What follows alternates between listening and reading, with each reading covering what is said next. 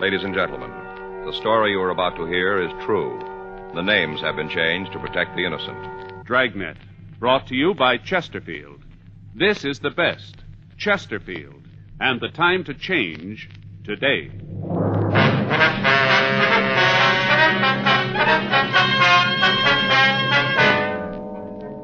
You're a detective sergeant. You're assigned a missing persons detail. You get a call that a man has failed to return to his home. There's reason to suspect foul play. Your job? Investigate. This is the best, Chesterfield, and the time to change today. In choosing your cigarette, be sure to remember this. You will like Chesterfield best because only Chesterfield has the right combination of the world's best tobaccos. Tobaccos that are highest in quality, low in nicotine. Best for you. All of us smoke for relaxation, for comfort, for satisfaction. And in the whole wide world, no cigarette satisfies like a Chesterfield. Get a carton of Chesterfields today. Chesterfield Regular, Chesterfield King Size. Both at the same price in most places. This is the best, Chesterfield, and the time to change today. In regular or king size, you can get 'em either way. The best smoke ever made's the Chesterfield you buy today. Smokers coast to coast are changing, it's a cinch to do. Here's all you have to say to get the one that's best for you. Chesterfield's for me, Chesterfield's for me. You just say it's Chesterfield's for me.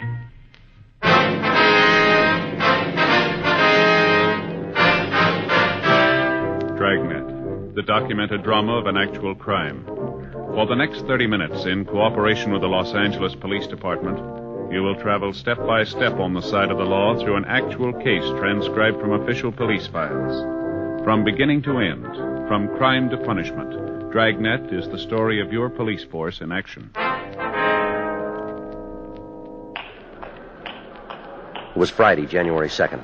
It was overcast in Los Angeles. We were working the night watch out of Homicide Division, missing persons detail. My partner's Frank Smith. The boss is Captain Lorman. My name's Friday. I was on my way back from communications, and it was 8:12 a.m. when I got to room 24. Squad room. Well, it's hard to believe, isn't it? January 2nd. Another year gone by. Yeah. You see this evening's sports page? No, I didn't. Why? Still talking about that Rose Bowl game. Oh, is that so? You know, Joe, looks to me like that last play of the game's going to end up like the Dempsey-Tunney thing. The what? The Dempsey-Tunney fight. Oh, no, I don't think it will. Oh, yeah. Big controversy over that last play. Well, since when? All the sports writers agree. Well, that's where you're wrong, Joe. Well, how do you figure that? I read them all. Examiner, Times, Herald, News, The Mirror. They all agree the officials called it right. Uh-huh. All the sports writers. Every one of them.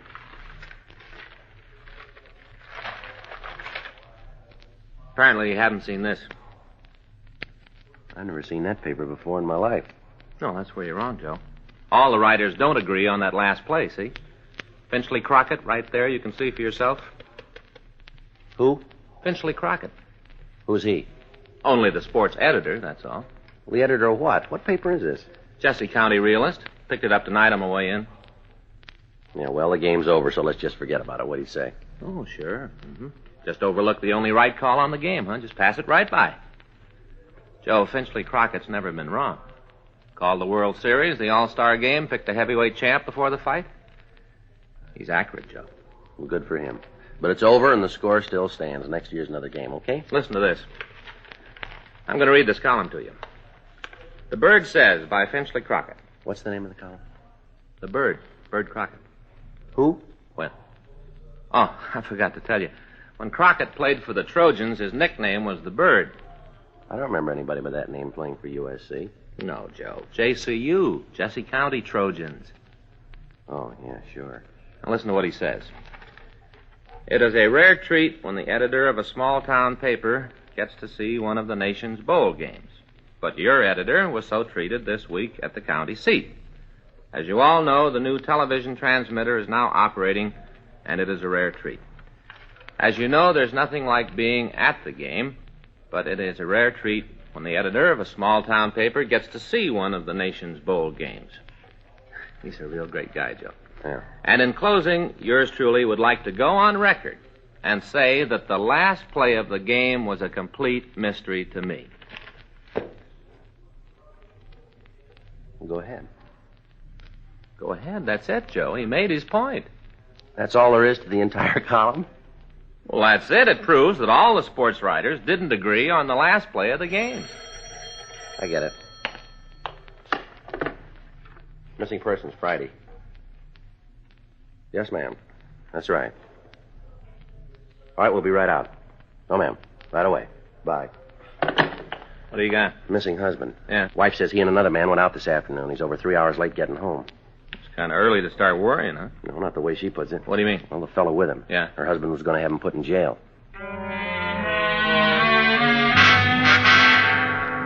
8:32 p.m. Frank and I left the office and drove out to the address. It was located on Agatha Street.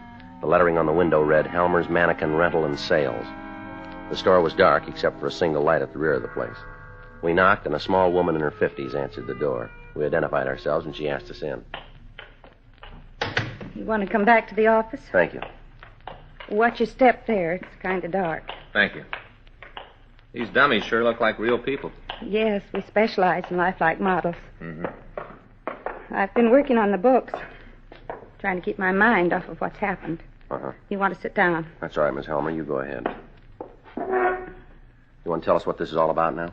Oh, Jason's gone. That's your husband's name, Jason Helmer? That's right. How old is he?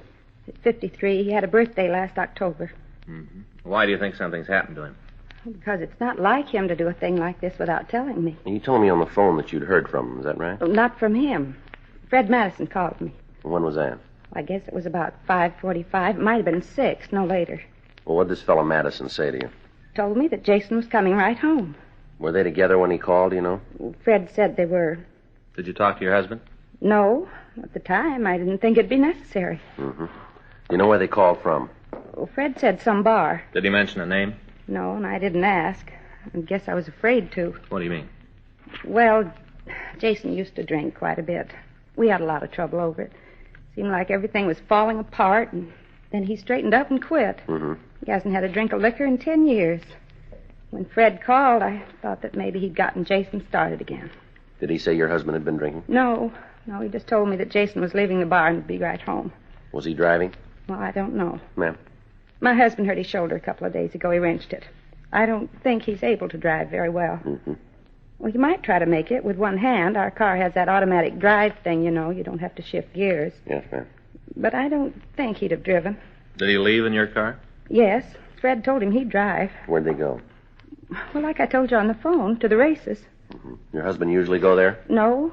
The only reason he went today was to collect some money. From who? Fred. He's the man your husband was going to put in jail, is that right? Yes, that's right. Why? Well, he's owed us some money for quite a while. About 4 months ago, Jason asked him for it. Fred wrote a check. I see. And it wasn't any good. Well, do you want to go ahead? Well, Jason tried to get in touch with Fred and wanted to give him the chance to make good on the check. Mm-hmm. Was never able to catch him at home. Talked to him on the phone, but Fred was never there when my husband went over to see him. Yeah. Jason told him to have the money this morning or the bad check would be turned over to the police. Uh-huh. Well, Fred showed up here this morning. We thought he'd come to pay the money, but he told us he didn't have it. And Jason said there wasn't any reason to spend more time on it, said they might as well go to the police. Mm-hmm. That's when Fred told us that he could get the money out at the racetrack. He wanted Jason to drive him out there. Is that what happened? Yeah. But first Jason didn't want to, you know, with his sore shoulder. Yes, ma'am. He told Fred to take a bus. Fred said he didn't have any money and begged my husband to drive him, told him how he'd pay the money he owed and have enough to get home. Yeah. Well, they left here about 11. Did this Fred Madison say who he was going to get the money from? No, just that it was some friend. Can you give us a description of your husband's car? Yes. I've got the license number, too, if you want it. How about a description of both men? Well, I can give you that. All right, Miss Allen. Sergeant, Yes, ma'am. you've been through this kind of thing before. You ought to know. What's that? About Jason. Do you think he's all right? Well, I wouldn't know, Miss Helmer. We'll try to find out. We've been so close the last 10 years, ever since he stopped drinking. I guess that's what I'm afraid of more than anything else. Him starting up again. Yes, ma'am, I can understand. Do you think he might have started up again? Well, I wouldn't know that either, but I'd say things might be in your favor. Well, how's that? Well, 10 years is a long time. Yeah? Good habits are hard to break, too.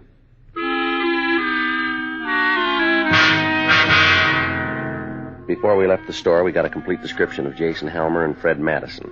We also got Madison's address and the license number of the car they were driving. Mrs. Helmer gave us a recent photograph of her husband, and we checked with R&I on both men. We found a record on each one of them. Helmer had been booked 12 times for drunk. The last one was over 10 years ago. Madison had been picked up for drunk, suspicion of burglary, and writing checks without sufficient funds.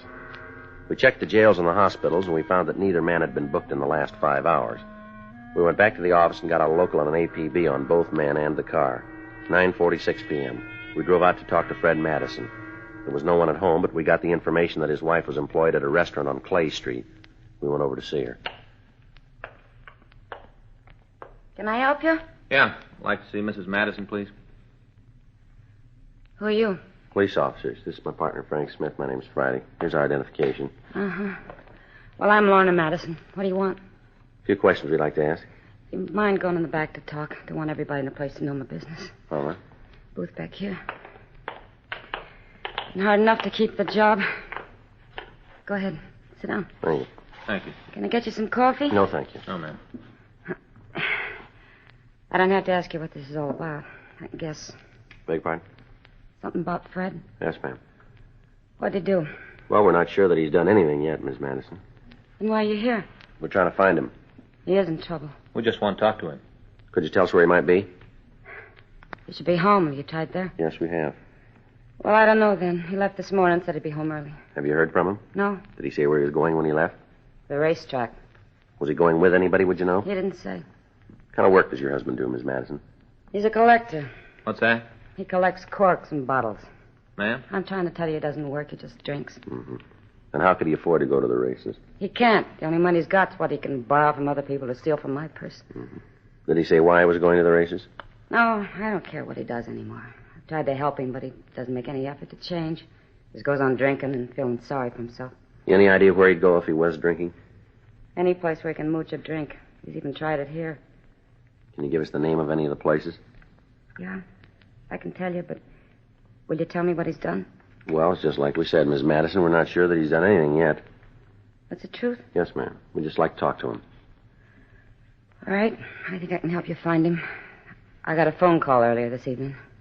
From your husband? No, from a friend of ours in the valley, David Neeson. Fred had called him. Mm-hmm. Fred wanted to use his place tonight. Davis said he could. I asked him if Fred had been drinking. He said he couldn't tell, but I know he has. Follows a pattern. How's that, Miss Madison? He's done it before. Go out to David's place, drink himself into a stupor. David always calls me, so I won't worry. Mm-hmm. Could I ask something of you officers? All right. If you find him there, will you do what you can for him? What, do you think it's going to do any good? What do you mean, Mr. Friday? I don't think he'd take our help, would he? Why? He didn't want yours.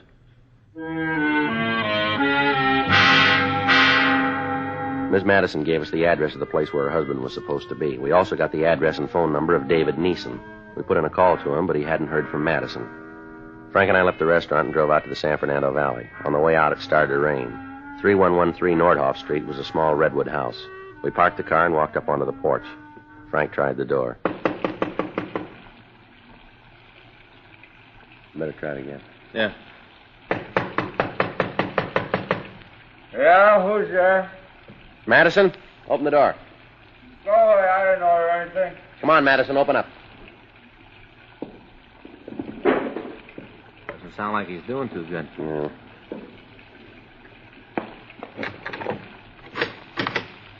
What do you want? Let's talk inside. Well, sure. Wouldn't keep anybody out in a night like this. Come on in. Police officers. Yeah. Well, let's go over by the fire, huh? It's cold out here in the middle of the room. You Fred Madison? Well, that's what you called me when you pounded on the door. That's right. You friends of Dave's? We've talked to him. He's a nice fellow, old Dave. This is his house, you know. Yeah, we know. Nice place. Roof's tight, good bar. He's a great friend, old Dave. Mm-hmm. Come on, get out. Yeah,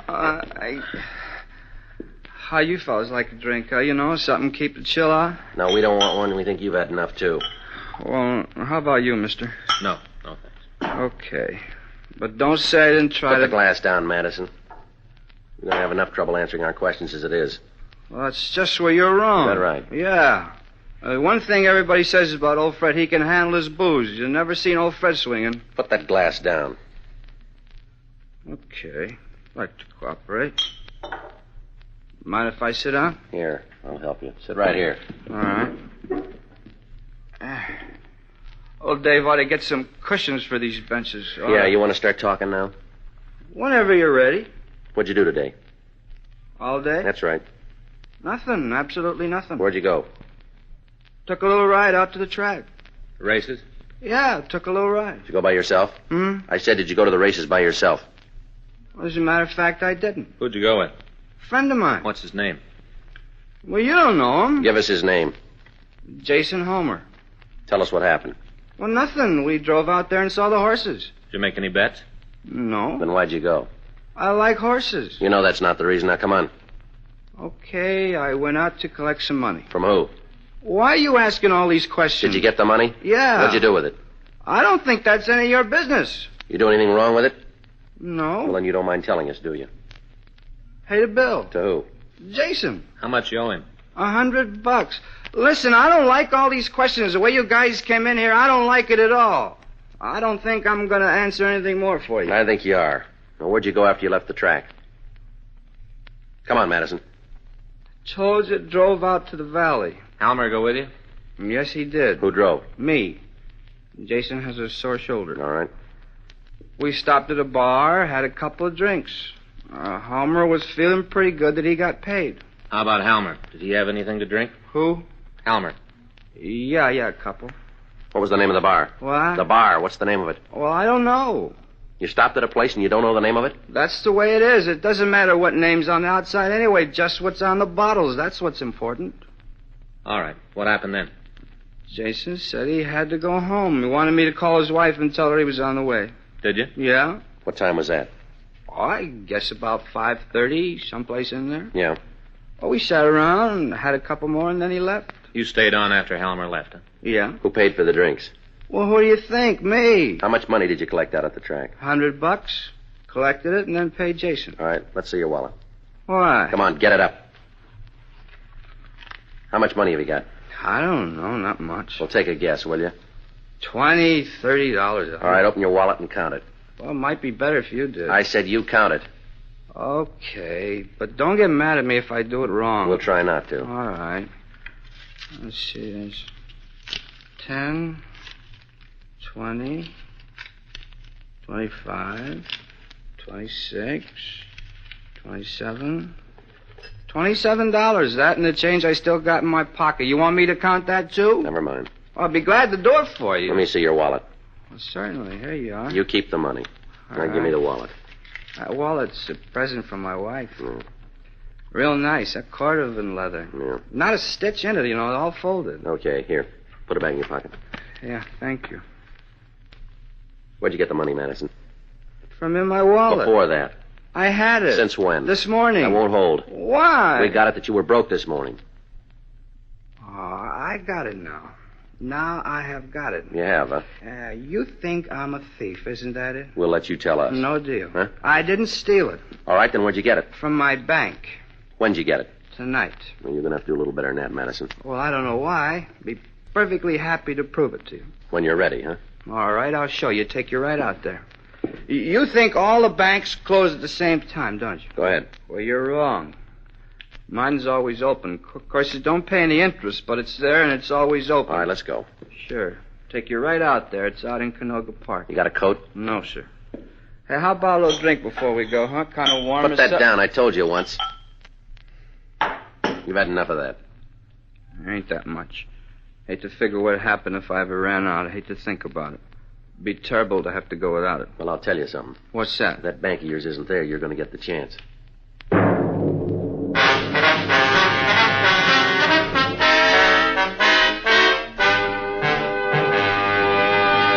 You are listening to Dragnet, the authentic story of your police force in action. All of us smoke for relaxation, for comfort, for satisfaction. And in the whole wide world, no cigarette satisfies like a Chesterfield. You smoke with the greatest possible pleasure when your cigarette is Chesterfield. Only Chesterfield gives you the right combination of the world's best tobaccos. Tobaccos that are highest in quality, low in nicotine, best for you. Get a carton of Chesterfields. Chesterfield Regular, Chesterfield King Size. Both at the same price in most places. It's America's most popular two-way cigarette. This is the best. Chesterfield.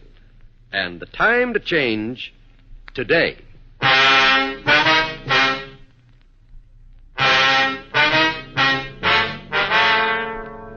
Because of Fred Madison's condition, it was difficult to know how much of the truth he was telling us. We went back to the car and started to drive toward Canoga Park. On the way, we stopped and put in a call to Mrs. Helmer. Her husband still hadn't returned. Madison directed us to drive to a ranch-type house on Kelvin Avenue. By the time we got there, it had stopped raining.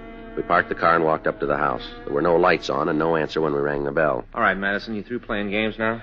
Bank shot in the backyard. What? Backyard. There's a barbecue out there. Bank's a tin can near there. All right, show us. Sure.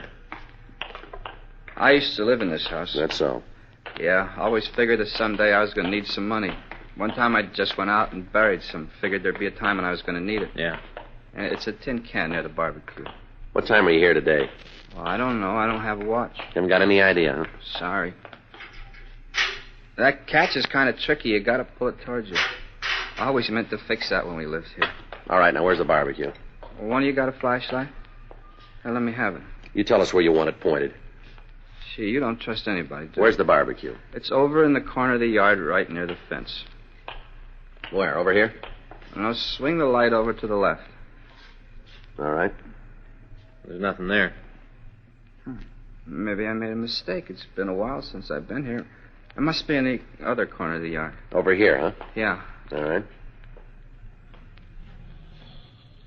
Take a good look. You're not doing so good tonight, are you, Madison? I don't understand it. I saw it today. Mm-hmm. Probably the owner of the house. Yeah, we'll check with him. Yeah. I sure don't understand it. Right in the corner of the yard near the fence. Something you fellas are looking for? Police officer, sir. We tried the door. There wasn't anybody home. You want to tell me what this is all about? You live here, do you? That's right. What are you looking for? You know anything about a barbecue pit in the backyard here? Yeah, why? You want to tell us where it is? I tore it down 3 months ago. We returned Fred Madison to the office for further interrogation. Frank and I attempted to talk to him without result. He said he couldn't remember where he'd gotten the money. He couldn't tell us where Jason Helmer was. We put in a call to the missing man's home, but he still hadn't returned. We rechecked the hospitals and the jails without result.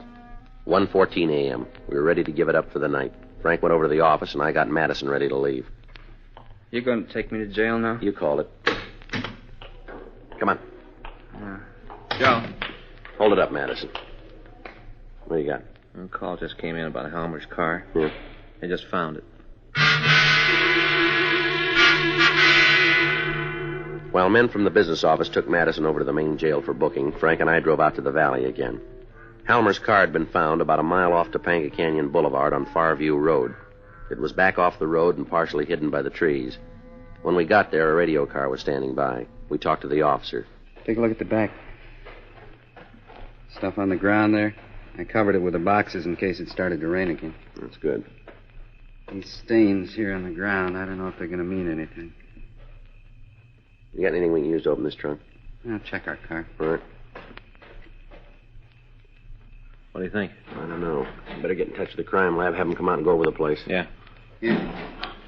I got something. Try this. Mm-hmm. Thanks. Can you get it? Put that light over here, will you? Yeah. How's that? That's better. Need some help? No, I think I got it here. Once more ought to do it now. Yeah, there we are. Let's get it open now.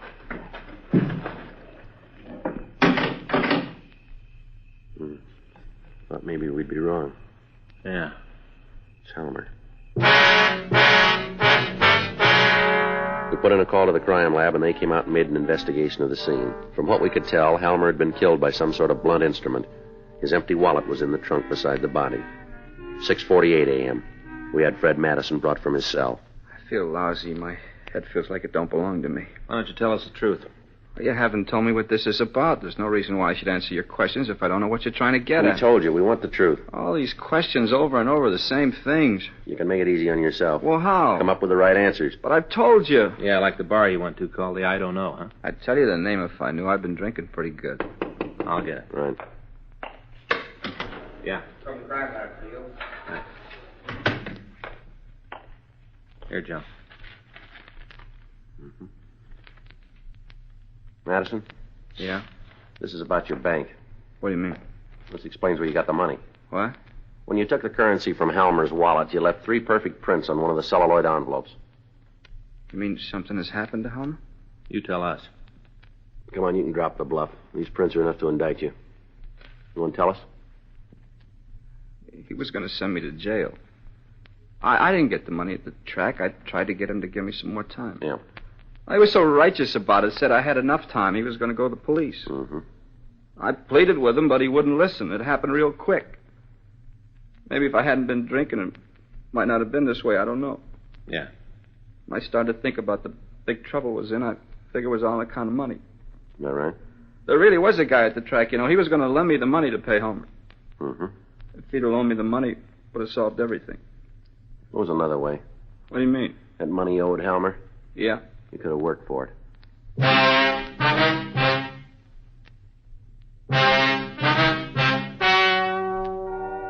The story you have just heard is true.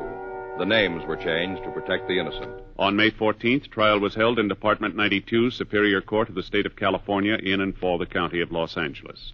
In a moment, the results of that trial. Now, here is our star, Jack Webb. Thank you, George Fenneman. You notice how many king-size smokers are changing to Chesterfield? Everywhere, king-size smokers are finding it out. No other king-size cigarette has Chesterfield quality, tastes so good, or gives you such a refreshing smoke. What a pair. Chesterfield king-size and Chesterfield regular. They satisfy.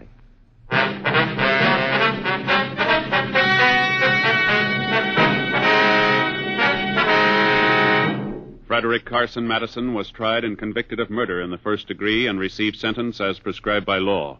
On recommendation of the jury, he was sentenced to life imprisonment in the state penitentiary, San Quentin, California.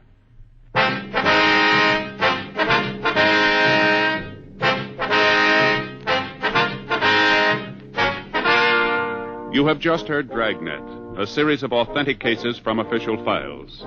Technical advice comes from the Office of Chief of Police W.H. Parker, Los Angeles Police Department. Technical advisors, Captain Jack Donahoe, Sergeant Marty Wynn, Sergeant Vance Brasher. Heard tonight were Ben Alexander, Virginia Gregg, Herb Ellis. Script by John Robinson, Earl Schley. Music by Walter Schumann. Hal Gibney speaking. Watch an entirely different Dragnet case history each week on your local NBC television station. Please check your newspapers for the day and time. Chesterfield has brought you Dragnet, transcribed from Los Angeles. Hello, I'm Stu Irwin. And I'm June Irwin. Our cigarette is L&M Filters. They have the first filter we've tried that really does the job. It certainly is the miracle tip. Notice how easy it draws, and notice how good L&M's taste. You get much more flavor, much less nicotine. We'll be telling you more about L&M's come October 20th. We have a new TV show going on then, every Wednesday night. It's the Stu Irwin Show. Check your paper for the time and station. Be sure to join us. And meanwhile, try L&M's, king size or regular, both at the same low price.